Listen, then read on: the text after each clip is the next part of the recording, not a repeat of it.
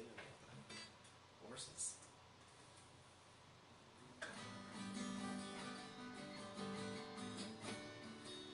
Then I ate a butthole and it tasted like brown sugar, and everybody shouted out with glee. Rudolph the red-nosed reindeer, you'll go down in history. Brown-nose history. Brown-nose history. 'Cause I was talking about eating her butthole. Oh.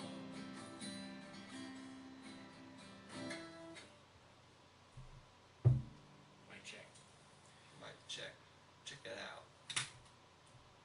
Who's Mike and why are we checking him? Does he have drugs? That's Mike and we need to check him. That stupid ass haircut. Alright, you ready? Yeah. Let's do it. Is this episode 12? Yeah. So exciting. Get up there. Okay. And go.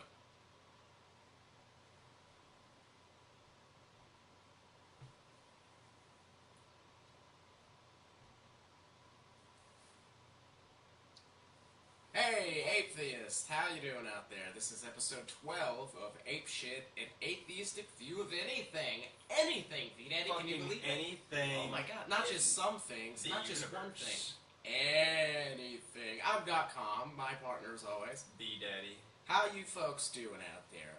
We've been getting a lot of, well, not a lot, but we've getting some new likes on Facebook, and we appreciate it. We appreciate you Ton of guys emails. checking out the Facebook page.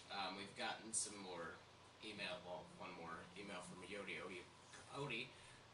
We got your address. We are putting in the order for the shirts, and we will notify you on when you can expect them.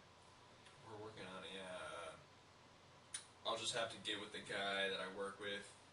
He does all the artwork. I'm going to have to ask him about it. But hopefully before certain dates we can get them done. Yeah, that'd be great. Which certain dates coming up soon. But yeah, t-shirts, very exciting. Again, I have on the Facebook page, or Facebook page. The Facebook page? Facebook What's page. that? It's a new thing I'm working on. It's, kind of like a side project, Facebook Industries.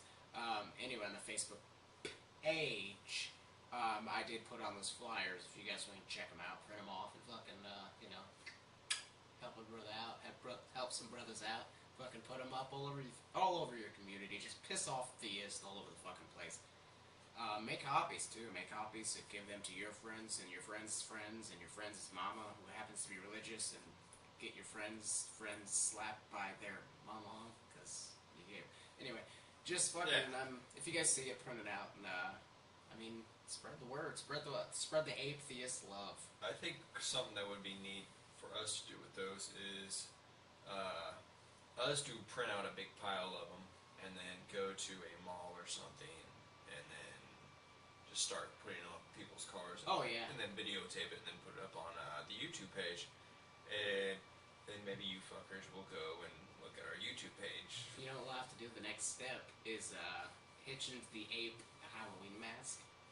And we can make some of those, wear those while we pass the flyers out. Yeah, I could pass those out face to face if we did it with the mask. Yeah, no, I don't want it. It's awkward. I'm not. Well, I'd have the protection of the mask. I would feel less. Oh, with the mask, I got you. I would have less of a fear of confrontation.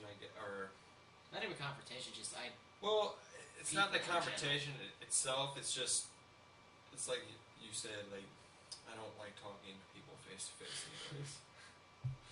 And I always hate the douchebags who hand flyers out after a concert or something for like the other a show that's coming up after the show you just saw. It's like they're saying, and I'm stealing this from Mitch Hedberg. Like, here, you throw this away. But you wonder how many people does that actually work on? For an atheist podcast, Probably not many. probably not many at all. But yeah. Maybe what we should do is we should go and take over whole countries and civilizations and kill them and slaughter them until they convert to our ways. You know what we could do?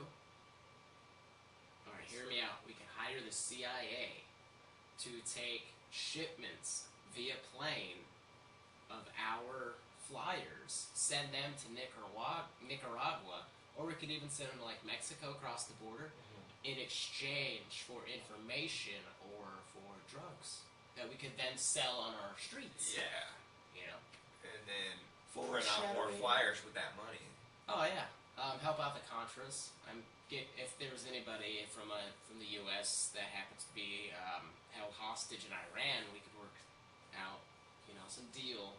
Just like, hey, we'll give you these flyers. You pass these flyers, spread the word, and we'll give you these guns as well. We don't have guns, but the flyers.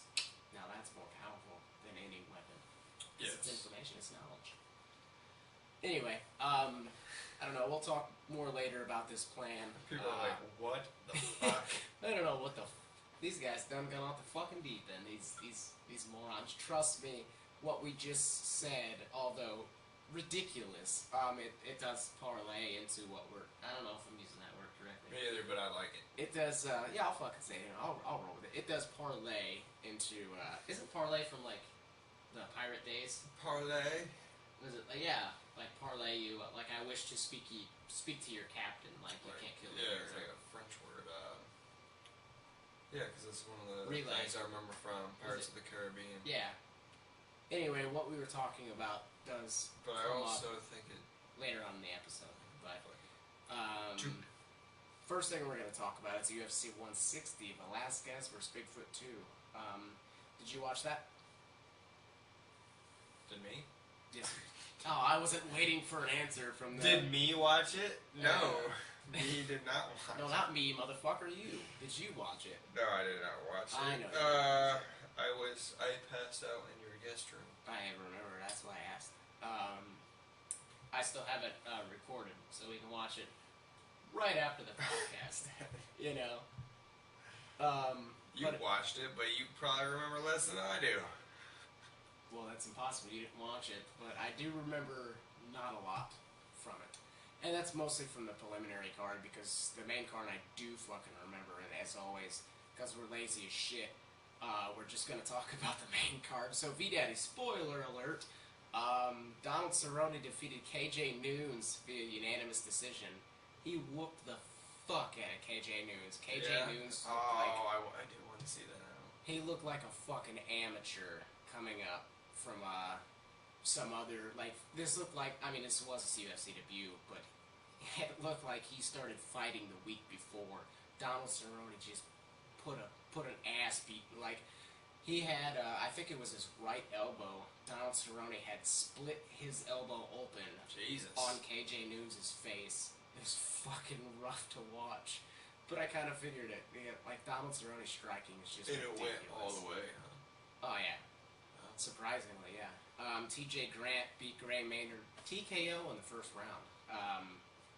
I was kind of, I mean, I kind of thought TJ Grant might win, but definitely not in the first round. I'm not familiar with TJ that much. I know Gray is another Strikeforce guy. But that was the knockout. No, that was fight of the night. Number one contendership for the lightweight title. So TJ Grant's gonna now fight. That's what I was gonna say next. Henderson. Glover Teixeira beat James Tuna. Yeah. Guillotine choke. Fucking guillotine choke in round one. That shit was fucking crazy. I do remember that fight. Honestly, as I'm sitting here reading them, I do remember the fight. So I must have lost. It's all coming back to you now. I must have lost some of the drunkenness after the preliminary card. But yeah, fucking got him in a goddamn guillotine, man. That shit was awesome. And I knew Teixeira would win. I thought he would win by fucking knockout because he's such a damn beast. Like, if you would have seen the fight with him and Fabio Maldonado. Yeah. Oh my god, he just... I think that was Is Teixeira's... that the guy from all the book covers? The long hair. No, that's just Fabio. I don't think he has a last name. But I think it was Fabio Maldonado.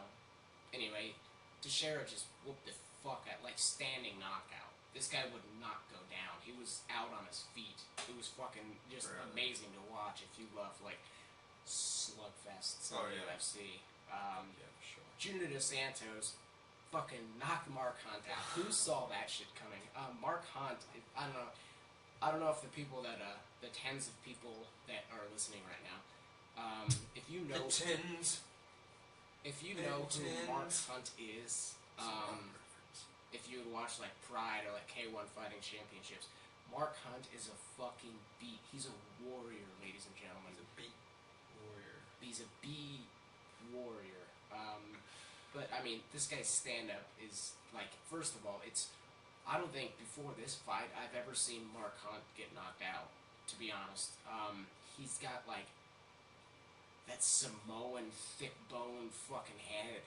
I don't know what it is, but and his fucking power in his hands and even his feet too. I mean, this guy's a premier fucking striker, and Junior Dos Santos knocked him out in it was the third round, but fucking I think it was a spinning back kick.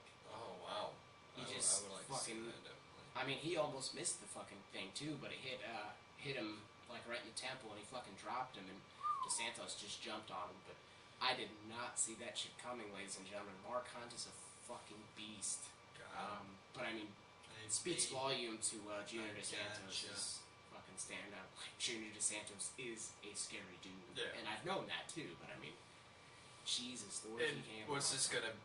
Okay, we'll just move on to the next one before I get ahead of myself. So okay. I was gonna say something.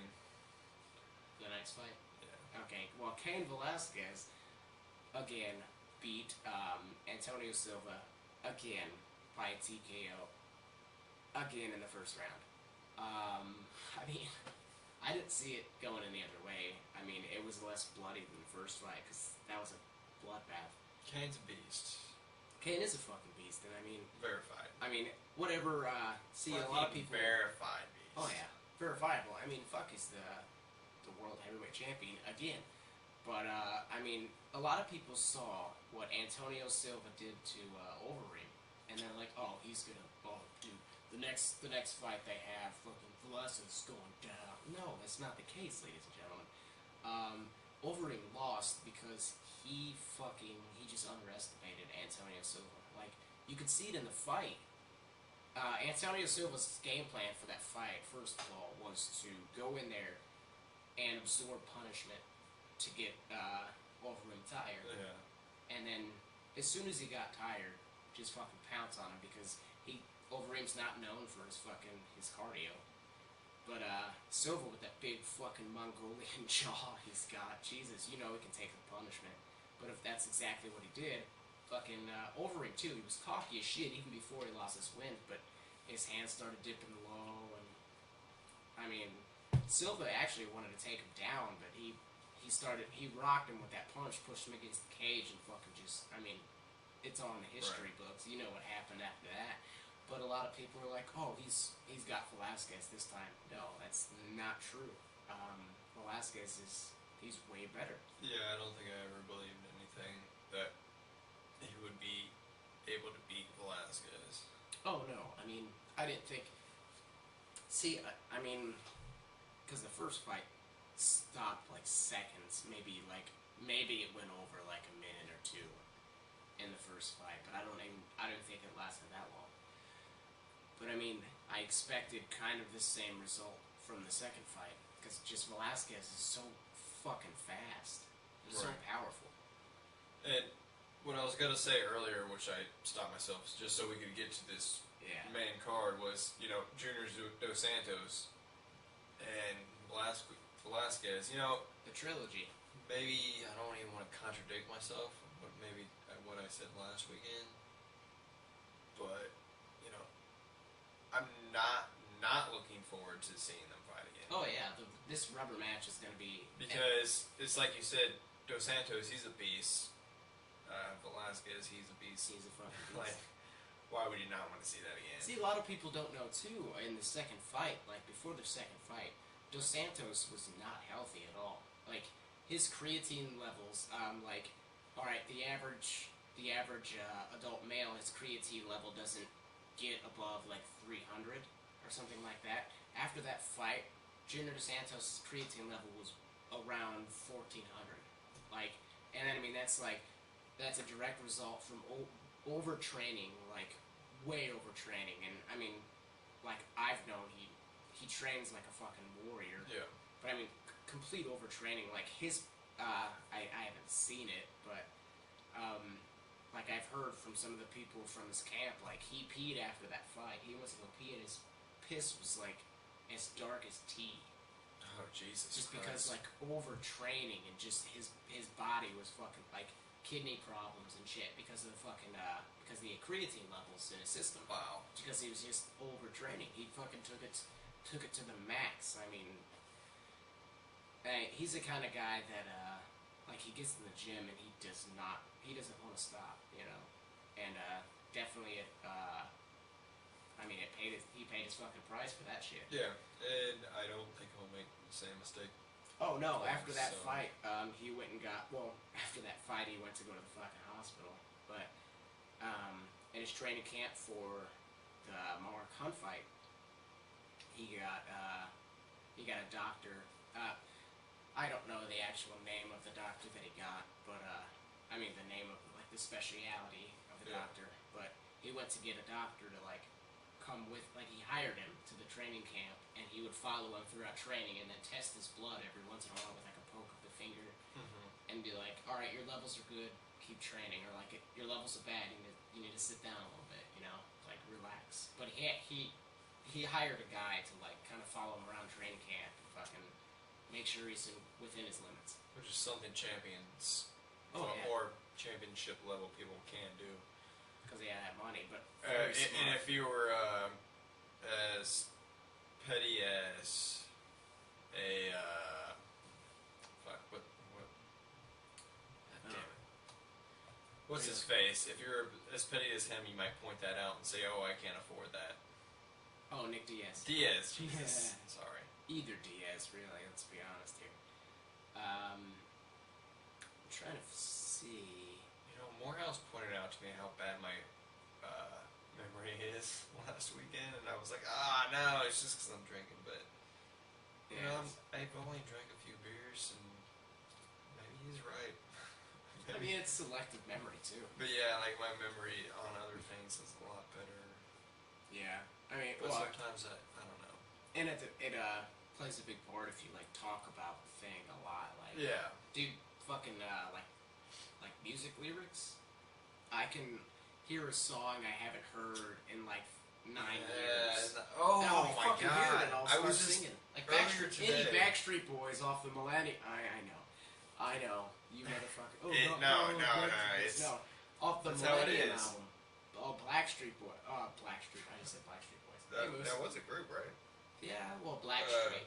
But off the Millennium album, dude, I was in 4th grade and 5th grade. We had like talent shows, and the fucking Millennium album was like Backstreet Boys are huge. In sync as well. Like Britney Spears was kind of just getting her footing and shit like that. But yeah, back then, fucking 4th and 5th grade talent shows, I won both of them, with Backstreet Boys songs. I'm like, Wow. fuck yeah. All the girls in my class are screaming in the crowd. I'm like, fuck yeah. My favorite, But I'll hear one of those songs today and I'll start singing. I'm like, I know the words.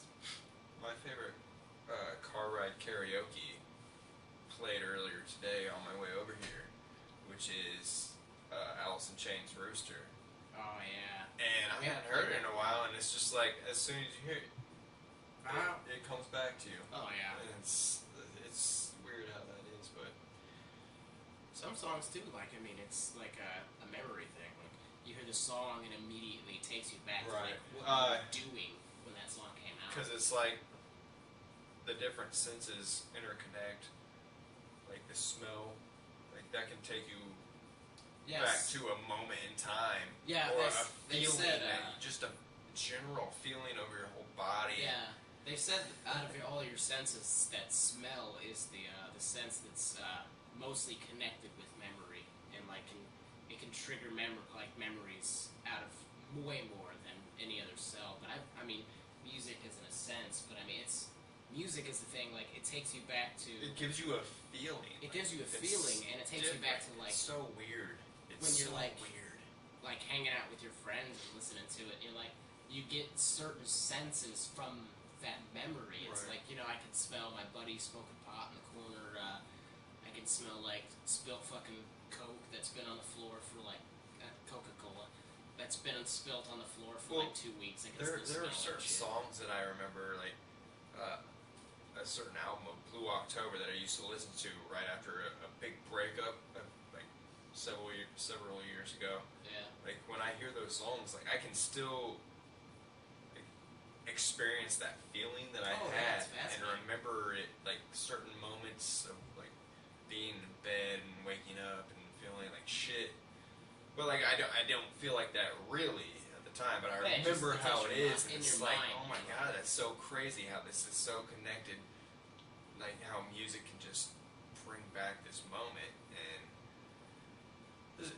it's just a fascinating. But Well, the mind's a tricky bitch, dude. I Oh, mean, yeah. I know exactly what you're talking about. It's Dude. like, It's just, like I have songs that I'm just like, fuck. Like when this song first came out, I was in fucking middle school. I remember the first day I heard it. I remember, like it's fucking insane. It's amazing. my the other night I was tweeting about this, and if you guys follow us on Twitter, Which you would don't. have seen it. But you fucking don't. That's cool though. I was. As long as you're listening. I don't give a tweeted. I shit. tweeted something like, "Oh, it's 13 years later, and I'm still doing the same thing. Yeah. Jamming, rocking out to Korn's "Follow the Leader." Fuck yeah, dude. Alone in my room, and like I can remember the way I felt when I first even heard this music at the time. Like when you first hear some music, a song. It's not just like the shit you hear on the radio. It's some totally different shit that you've never fucking heard before. Yeah. And It's just like the introduction to this. and then plus the genre. way you're feeling at the time and your environment around you, and it just takes you back to that moment. And it's amazing. It's fucking crazy. I love it. That's one of the great things about music and art in general. Oh yeah. I mean, well, another thing too. Like I was talking about how the sense of smell, like, is, you know, it's fucking boom. Like you smell something and you're like, holy shit. Like I smell. This reminds me of like whoever in the past. But I mean, I'll smell certain smells, and it's just like it just takes me back. Like some smells remind me of people. Some smells remind me of like places, like fucking grown up poor or something like that. Like the smell of ramen noodles. I remember, like, I instantly get cold because I mean I smell ramen noodles, and it takes me back to when I was fucking living in a trailer in fucking Mona. And we didn't have any fucking heat. Like you're in a bed all day covered up because you don't have fucking heat. And it's just, I smell the ramen noodles and like the old ass like Tupperware bowls that it was being cooked in. Just, I mean, it doesn't take me back to a good place, but it takes me back to a place. Just the smell, you know, like you can't fucking block it. That's why I don't eat a lot of ramen noodles anymore. I do love ramen noodles though. I love them too, but I don't eat them as much anymore just because I know how unhealthy they are. They're so fucking And- good. But I had some earlier this week. I actually had the one in the styrofoam cup What is that? where you're supposed to just pour it in hot water and let it sit Yeah. for a few minutes. What's the name of that though? They're Top ramen. right. They're Okay. the ramen noodles that are just in a different form. And like it's like instead of a brick, it's just in a well, cup. it's still a brick, but it's in a cup, Right, it's a cup shape. cup-shaped But brick. you have like the peas and like the little. Yeah, pieces, I like, usually you pour just that take shit them. out. But this one I didn't have to because it just had the corn mostly in it. But one of the things about that, when I smell that, it brings up a memory for me because what I used to do when I was in Iraq was it would get so hot and they would leave the bottles of water that we would use to hydrate Out in the ourselves fucking out in the sun, sun, which which is they're a not great supposed to idea. do. First of all, it's so But fucking that's like you can get so sick from that shit. That's what they- Chemicals from plastic baked into the water. But I guess they just Those are ramen noodle bottles. I just felt like, oh, no bacteria is going to grow in, and I guess they didn't know about BPA shit back Yeah. then. But I would take a hot bottle of water and then pour it in there and just let it sit. And it'd be fine. Instead of using the boiling water. And Oh, yeah. and then it would just cook it. Mm-hmm. And Fuck yeah. the taste and everything just kind of takes me back. Yeah. Yeah. And even the square bricks takes me back to childhood times. Like, it does for me. Did you hear about the? I know you heard about it because I just told you about it earlier before we started recording. But for the sake of this is just a conversation. Did you hear about the South Carolina family that was found? They were found to. They'll fucking try to play. It's right in front of us on the computer. Oh no, I thought that was the drug shit. Oh no. South Carolina. Okay, a family. Until you said South Carolina, I didn't know where the fuck you were going with this. Alright, there's a family that was arrested out of South Carolina.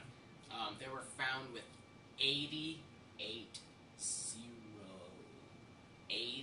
dead animals inside and outside of their home. Now, these people look just... I wish I could reach my fucking camera because I would show you what this duck-faced bitch looks like. The duck face doesn't even look good on Well, cute the chicks. bitch has a buzzed haircut.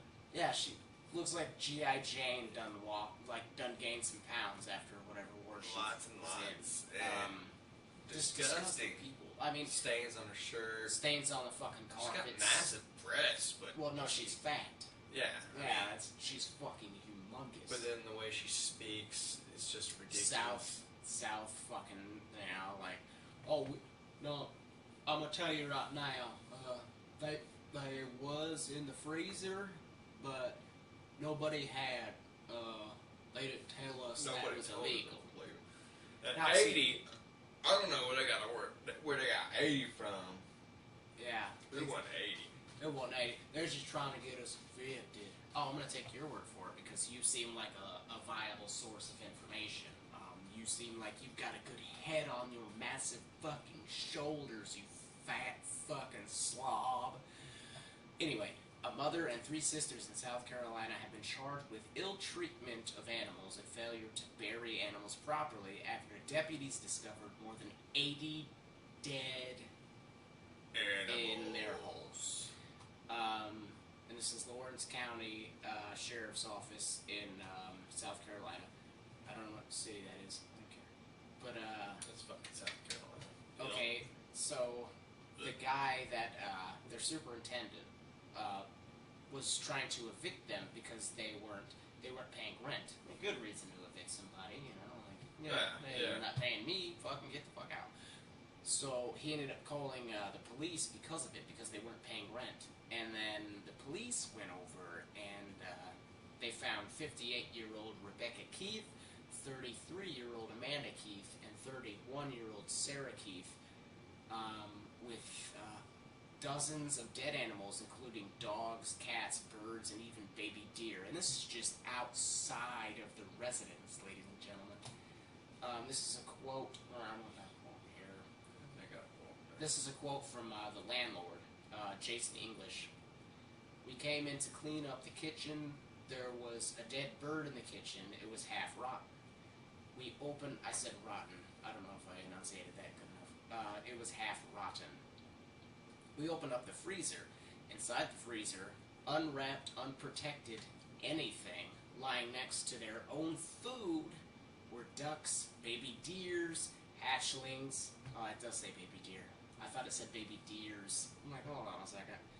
Baby deer, hatchlings, just came out of the egg, and they had cups with dozens of baby chickens in it. Inside the rooms, they had ferrets. End quote.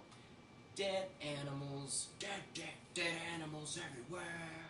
Dead bodies. You're just saying. Yeah, I of just course, listened to that the other day. yeah, fucking. This is just ridiculous, and this is something that Amanda Keith said defiantly. I'm guilty of some of it, but as far as the ill treatment and everything, I was feeding and everything. You're probably feeding off the dead animals. Some of them was just, every time we moved, we thought we'd stay and we could bury them. And every time, certain ones we thought we would cremate, And it's just like, one thing led to another, and we never could. End quote. Let's keep in mind here that what He's just trailer DotCom trash. just said, like, and that he was doing a horrible accident, because you cannot do this. No, You cannot do how she says this, unless you grew up that way, really. No, you can't just like this is a quote that this fucking, I want to call her later. She looks like a guy I went to high school with, but like these backwoods motherfuckers. This is another quote from the same woman, Amanda Keith. There was not 80. Where they got 80 from, I don't know.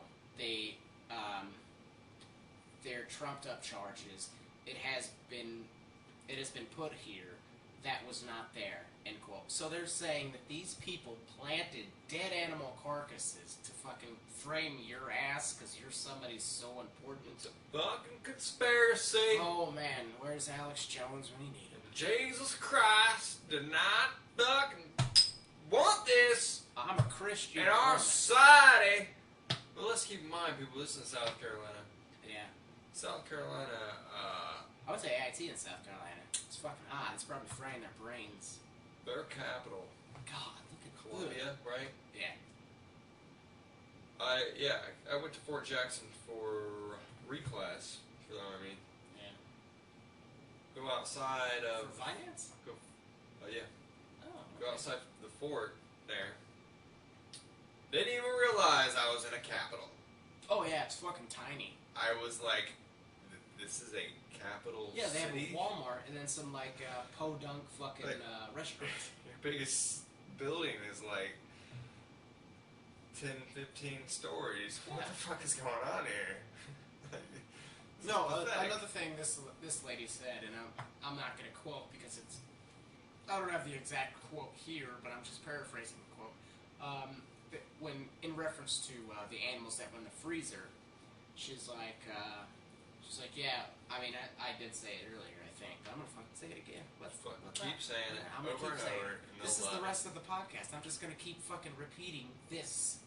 Anyway, she said, in reference to the animals in the freezer, she's like, yeah, okay, they was in the freezer, but we didn't.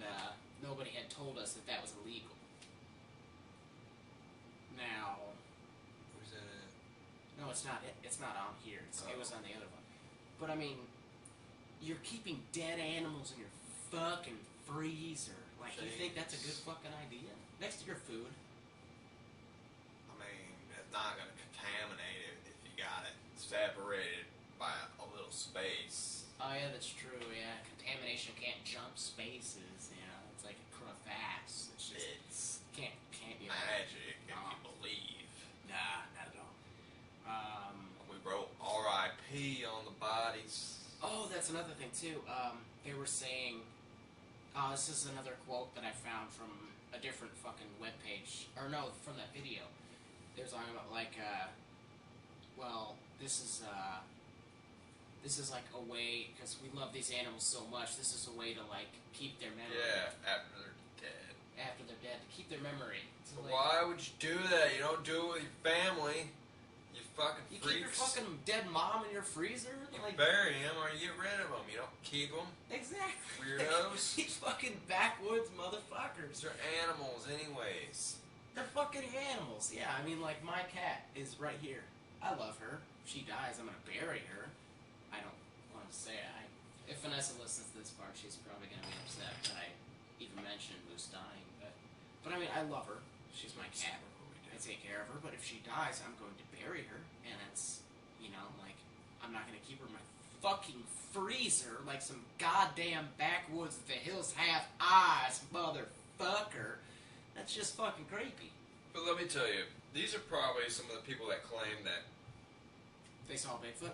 they love animals more than people. Certain people.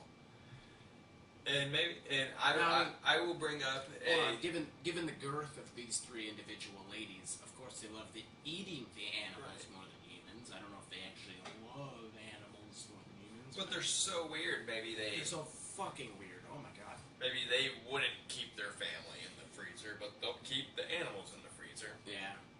mean, But there's a Joe Rogan bit, and I kind of want to bring this up too because there was a thing I saw on Facebook. This girl was posting about how do you not like animals and blah blah blah, and then this girl said that she liked animals more than most people. And I was like, oh, that reminds me of a thing I heard that Joe Rogan said. I love animals. They're fucking delicious. In one of his bits, basically he says that you know, we gotta start by getting rid of these people who love animals more than people. Oh no, I know what you're talking about too. I just watched that one. Because if you like animals, well, this is actually from his comedy bit. Because he was talking about some. Well, I'm sure he talks about it too. I'm sure. I hope. But I mean, no, he's exactly right. I hope he believes some of the shit that he says in his comedy. But yeah, he was basically saying, and it makes a lot of sense. You know, if you like animals more than people, it's probably because people probably don't like you because you're a shitty person. Yeah. And the only thing that can stand to be around you are things that aren't people. Oh, dude! Now that you said this, they probably don't like being around you either. Right. And I'm not quoting any of that. That's just a brief, horrible paraphrasing of what he said. I'm glad you mentioned that though, because we're gonna have to do.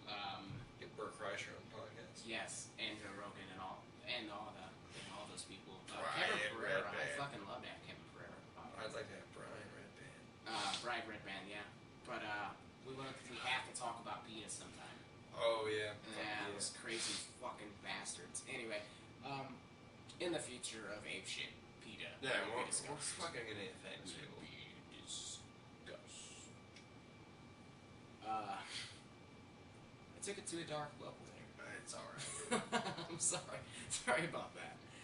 Hey, so now back to this idea about flying our flyers to flying our flyers. I don't know why that was funny. Flying our flyers to was it Nicaragua or Iran? Yeah. In exchange for drugs. That's rooted in reality, folks. By the way, the Iran-Contra scandals. Total history, total. Of course, they weren't sending over apeshit podcast flyers. No, they weren't. No, what they were sending over instead was money and arms. They were sending. Money. Could you get me one, friend? Yeah. They were sending money to Iran for. Or no, fuck! I keep saying money. They were sending weapons to Iran. And I mean, Iran had around that time they had some hostages, U.S. hostages. Now they were sending the weapons to Iran to try to get those hostages freed, as well as to fund the Nicaraguans, the Contras. Right. So what was happening? Okay, Iran had our prisoners. Because DotCom just fucked it up. Because we went on a beer run. We had guns, weapons, and Iran at the time was under an arms embargo. Yeah, which was I'm guessing the U.S. because we're the only people who do that shit. It was. Hold on, I wrote it down. It's not on this page. It's not on this page. It was the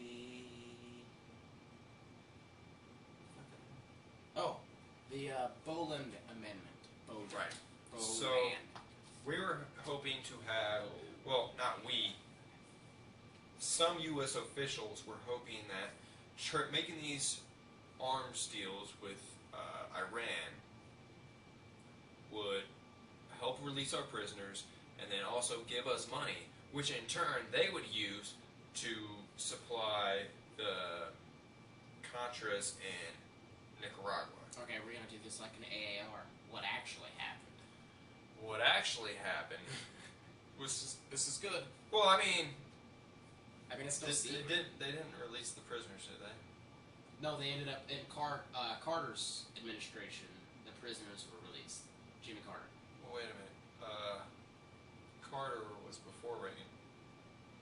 Was he? Yeah. That can't fucking be.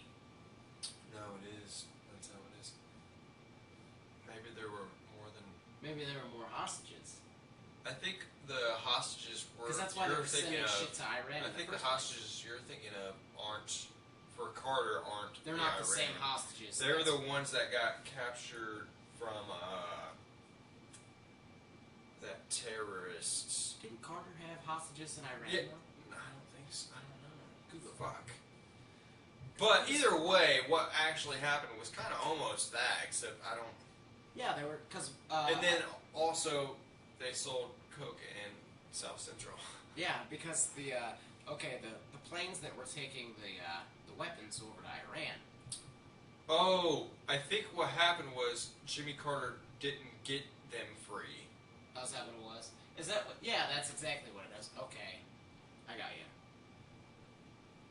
Is that why people think he's one of the worst maybe. presidents? I don't fucking know. I think that's what it was. Because I know during his administration there were at least hostages in Iran. Okay, these are 52 American hostages were held 444 days from 1979 to 1981 after a group of Islamist students and militants supporting the Iranian Revolution took the embassy in Tehran. Yeah, that's Argo. Okay. That President movie Argo. Carter. Okay, the movie Argo. If you guys have seen it with Ben Affleck, it's a pretty good movie. But if you pay attention to Ben Affleck's wristwatch, it's definitely a watch that was made in 2008. So there you go. Good movie. Somebody did their homework on that.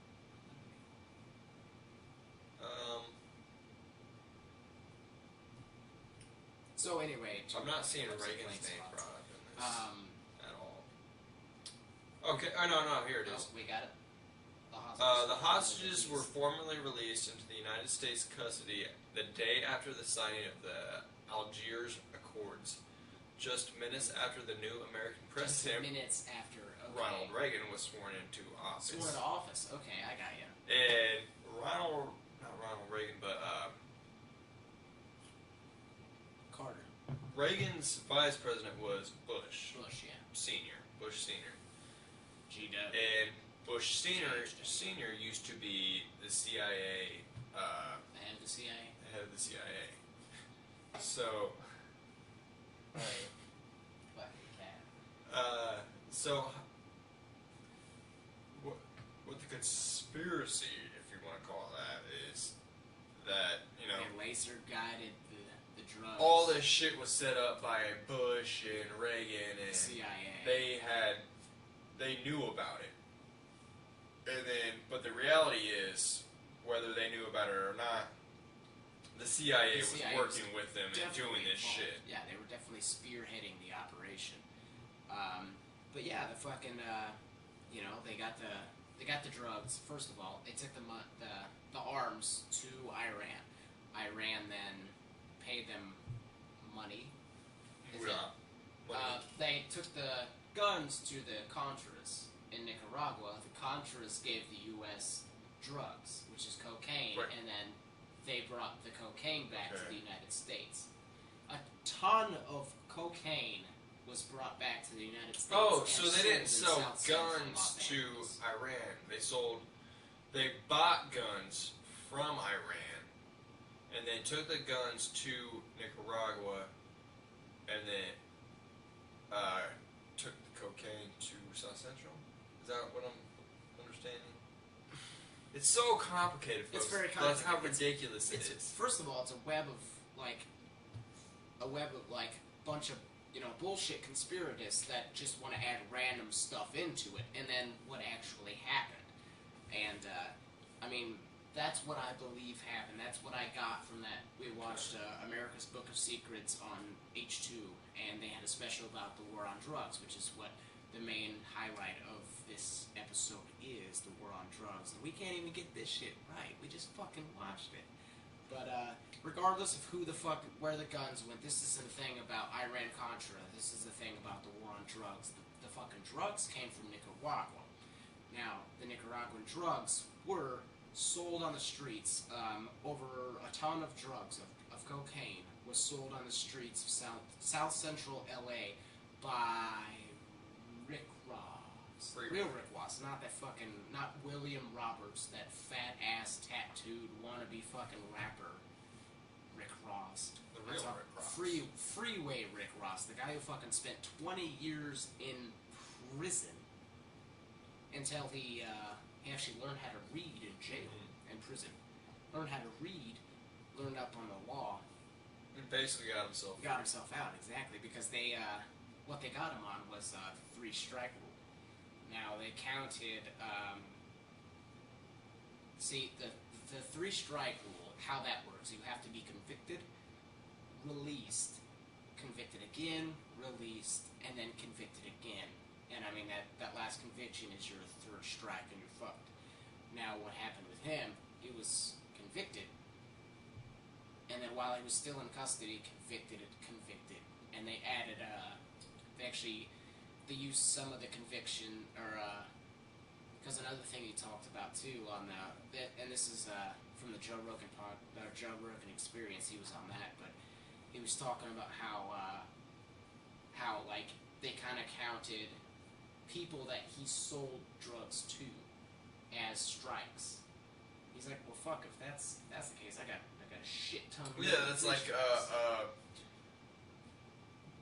the main population of drug users in America.